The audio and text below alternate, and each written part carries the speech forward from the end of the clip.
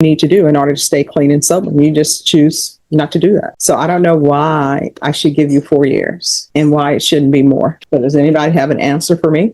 All right, court is calling 2020 CR 7507 State versus Desiree Garza. Can I have parties announced? Yes. Derek Emmis from Ms. Garza. And are you Ms. Garza? Yes, All right, did you review the document entitled Motion to Enter Adjudication of Guilt and Revoke Community Supervision with your attorney? Did you understand it? Yes, Are you the same Desiree Garza who was placed on deferred adjudication in 2020 CR 7507 for the offense of possession of a controlled substance, penalty group 1, 4 to 200 grams, on May 4th, 2021 for a period of 6 years? Is that you? All right. How do you plead to that, true or not true? true. Any objection to the waivers? No objections. All right. And that's for number twos. Yes. All right. Did you understand by pleading true to violations 2, 2, 2, and 2, the court can find it true, grant the motion, find you guilty, and sentence you up to 20 years in prison and up to a $10,000 fine? Knowing that, do you still wish to plead true? Yes. Court will find 2, 2, 2, and 2 true. Is there a proposed agreement? All right. Did she do any inpatient treatment? She did, Judge. Okay. All right. So why is she not testing? This is her third MTR. So can somebody explain to me? Right. All right. If you want to explain, you'll have to raise your hand and I'll take you under oath. Do you solemnly swear affirm the testimony you give will be the truth and nothing but the truth, so help you God? Yes, sir. All right. You can lower your hand. State your name for the record. Desiree Garza. Ms. Garza, the judge asked you a question, why you were not submitting to the UAs. Could you answer the judge why you have not submitted to the UAs or why you missed them? What happened in your life, why that happened? I was going through a lot at the time and I knew I was dirty and I'm not gonna lie. I knew I was dirty. So that still doesn't explain why you didn't report, because you have responsibilities. So you were just not following through on anything. And if you've been in inpatient treatment, they've talked to you about what you need to do in order to stay clean and sober. And you just choose not to do that. So I don't know why I should give you 4 years and why it shouldn't be more. So does anybody have an answer for me? Judge, I understand the court's position. She has been a safety. There's been some expense that the state has put out there for her rehab. Obviously, addiction is a difficult thing people deal with, and it's something she has dealt with. One of the recommendations in the probation officer's file was revocation of course, as well as safety special needs. I guess that's a separate safety program from what she's done before. I've explained to her, judge, that on a revocation, she's going to be repeated from here on out. She'll have a PDC trip.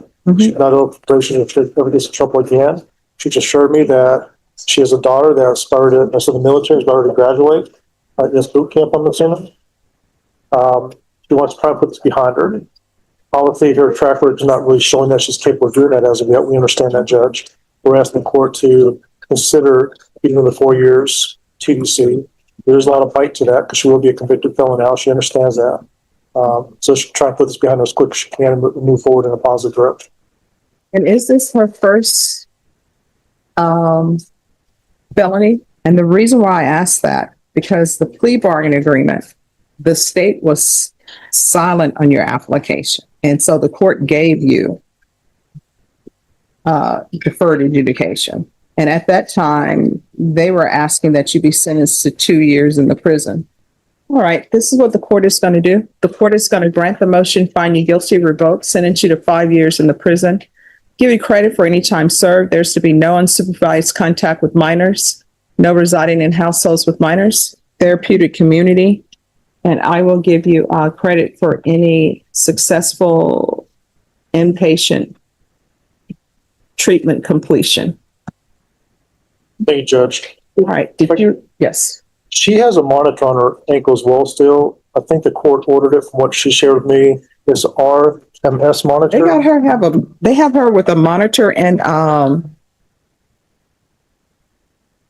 while she's at the jail? Yes, and I've never encountered that before, Judge, but the deputies told me that it happens more often than you thought. I thought I could just call pretrial GPS and have them come remove because maybe they didn't need the monitor for someone else yet. But she's sharing with me that is actually through, which I think is something you might have ordered on her last MTR. Okay. You had ordered it when I got released from St. Pete's, like, relapse. All right. Yes. Ms. Abrams, did we order a monitor for her? Judge, Are they letting you charge the monitor at the jail? All right. it was partially done, at her last. All right. I'll order removal of the monitor. Thank you, Judge. All right. Did you review the document entitled Trial Court Certification of Defendants' Rights to Appeal with your attorney? Did you understand it and sign it? You have a limited right to appeal. That right to appeal is as it relates to the allegations in the motion, not the fact that you're on deferred adjudication. Because this is a felony conviction, you're not allowed to own or possess any weapons or ammunition. If you have a question about what that is, you will need to speak to an attorney. Do you understand? Yes. And also, you all are taking something in consideration, correct? Yes, sir. I emailed the intake. All right. So, and also for the record, taking in consideration 2026 PF 14573. All right, we can go off the record. Here's the thing. If you don't change your life, you know what's going to end up happening?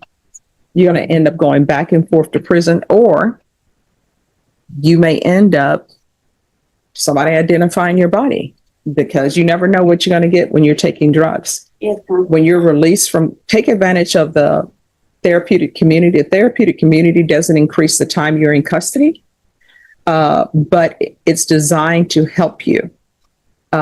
So what will end up happening, I've ordered it. They're going to see it on the judgment, but I don't have jurisdiction to force you into that program. So you're going to have to ask for it as well. When you're released from prison, the first thing you need to do, go to Lifetime Recovery, go to Felony Drug Court. And this is why I'm suggesting you go to Felony Drug Court. Felony Drug Court will have all the resources for you to get you in an inpatient treatment facility. Do you understand? Yes. All right. I don't want to read about you on the news. Okay. All right. Good luck to you. Maybe excuse, Judge. Yes. This is Richard Rodriguez. Could I have parties announced Megan Galloway for the state. for the defense? Roger Bettis, Your Honor. And are you Richard Renee Rodriguez? Yes, sir. All right. Did you review the document entitled Motion to Enter Adjudication of Guilt and Revoke Community Supervision and First Amendment Motion to Enter Adjudication of Guilt and Revoke Community Supervision with your attorney? Did you understand it? Yes, ma'am. All right. Are you the same Richard Rodriguez III who was placed on deferred adjudication in 2024 CR 5668 for the offense of assault family second offense on June 20th, 2024 for a period of 6 years? Yes, ma'am. All right. State. How do you plead true or not true?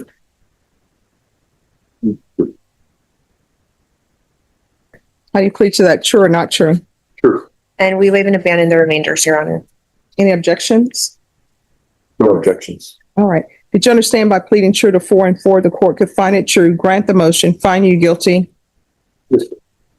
and sentence you up to 10 years in the prison and up to $10,000 fine? Yes, Knowing that, do you still wish to plead true to violations 4 and 4? Yes, ma'am. Is there, then the court will find 4 and 4 true. Is there a proposed agreement? There is, Your Honor. It's for supervision. Sentence him to 6 years in the prison, and the state will take into consideration cause number 2026 PF 15658. That's actually not the agreed term, but Oh. the concept is what the DA would prefer, and the probation also has a suggestion. All right. So if I may, this is Mr. Rodriguez's first NTR. He's on deferred. He hadn't had any contact with the victim at all since the date of this particular offense. In the year of 2024, when he's placed on deferred, he was doing well. He went to the Lifetime Inpatient Program. He completed that successfully. He's completed the outpatient program successfully. In 2025, he then ran into some financial difficulties. He's been living stable since 2026 at this Christian ministry home. In 2025, he was a little bit sporadic and short of money, so that's why he didn't get into the BIT program and failed to report. But he was working at Denny's in 2025. And then in 2026, he's also obtained employment late 25 and 26 in Long John Silver's. He is the father of 3 kids. He is involved in their life.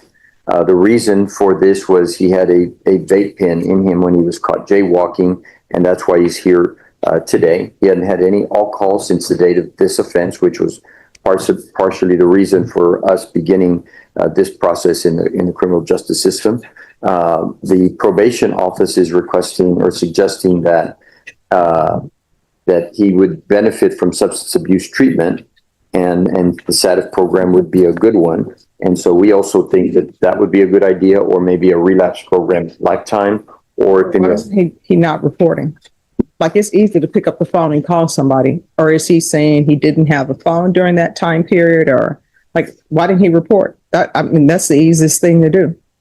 Right, ma'am. Right, you want to raise your right hand? Do you solemnly swear or affirm the testimony you give will be the truth and nothing but the truth, so help you God? Yes, ma'am. All right, you can lower your hand. So you've been missing, so why didn't you report? Honestly, ma'am, I put some expectations on myself. Miss Carrie Brown, she was telling me that I had to get my battery prevention classes done.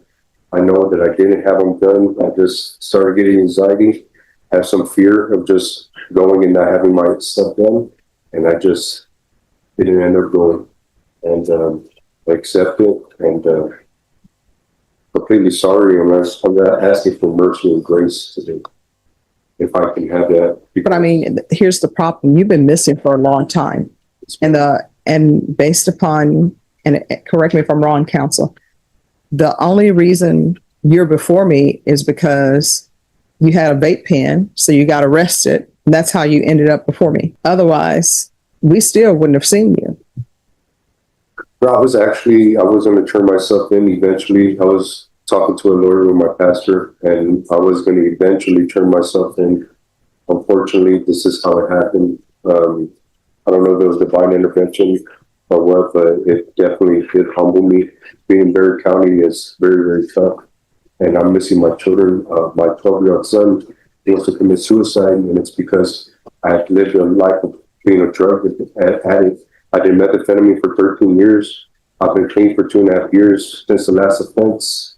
I've been clean from alcohol, and then I had a small hiccup of a debt, and just trying to incorporate life with the ministry and with my family. It is very, very hard, man.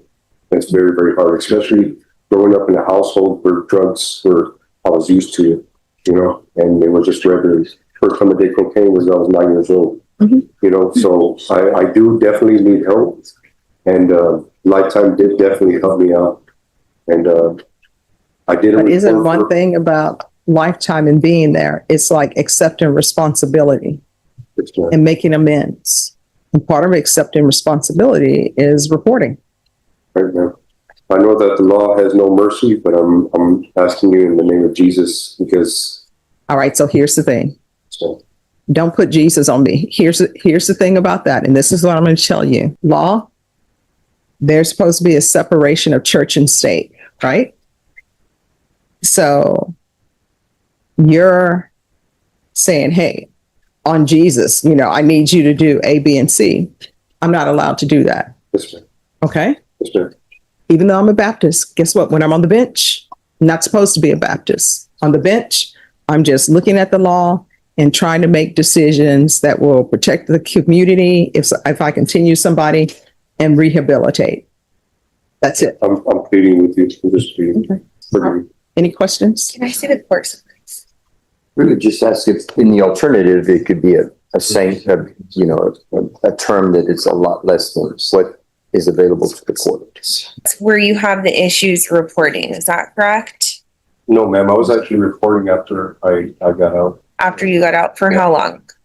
I'm not too sure. Okay. And then I guess as part of the terms of your probation, you were supposed to be having UAs. Is that correct? Yes, ma'am. Okay. And so you did report for 2 UAs. Do you remember that? Yes, ma'am. Okay. And that would have been after you got out of lifetime recovery, right? Yes. And then you non-report in December. And so you stated to the court that you had been sober for how long? From alcohol, from my last mishap. Okay, so when you were placed on probation, are you saying that that's the last time that you had consumed alcohol? No, ma'am. Whenever I got arrested, for the charge, Uh-huh. that was the last time. Okay, Yeah, because prior to that, I was sober for 4 months okay, before any mishaps. and then I drank, and that's what happened. Okay. Yeah. But then, so you're saying that you were just sober from alcohol, not from THC or marijuana. Is that correct? No, ma'am, I was sober from all of that, yeah. But alcohol is the main problem that I had with myself. Okay. Yeah. So I guess my question to you is that if you, or I don't know if I'm misunderstanding you, but if you're sober, then why are you having THC pens in your pocket? Right, that just barely happened right before I had crossed the street and jaywalking. Yeah, Okay. So are you saying that you relapsed or? yeah, I relapsed. Okay. So you And had, from a dad from something from a smoke shop. I'm not trying to justify it. okay. But it's a dab. That's marijuana, right? Everyone knows that, right? Illegal, right?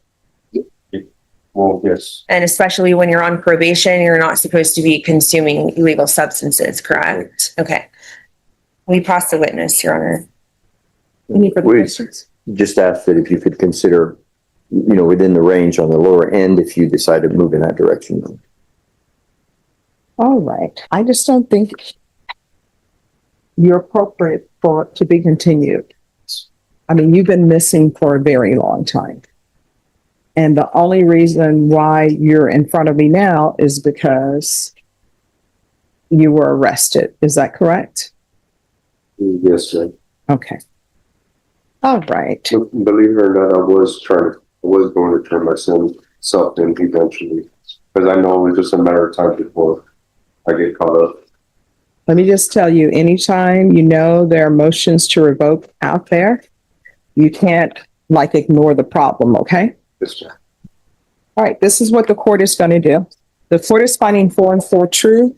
The court is going to grant the motion, revoke, find you guilty. And what is his prior criminal history? Does anyone know? Judge, if you give me 1 second. Sure. The court is taking in consideration 2026 PF 15658. There's an affirmative finding of family violence. And I previously ordered no unsupervised contact with minors. Judge, so just regarding this mystery, these are misdemeanor, assault, family violence, and terroristic. All right. The court is going to sentence you to 6 years in the prison, give you credit for any time served. Did you review the document entitled, and I'll request the therapeutic community? And he will receive credit for any time served for successful inpatient treatment. Did you review the document entitled Trial Court Certification of Defendants' Rights to Appeal with your attorney? Did you understand it? Yes, sir. All right, you have a limited right to appeal. That right to appeal is as it relates to the allegations in the motion, not the fact that you were on deferred adjudication. Because this is a felony conviction, because there's an affirmative finding of family violence, you're not allowed to own or possess any weapons or ammunition. If you have a question on that, you need to speak to the attorney. Do you understand? Yes, All right, thank you. thank you. Good luck to you.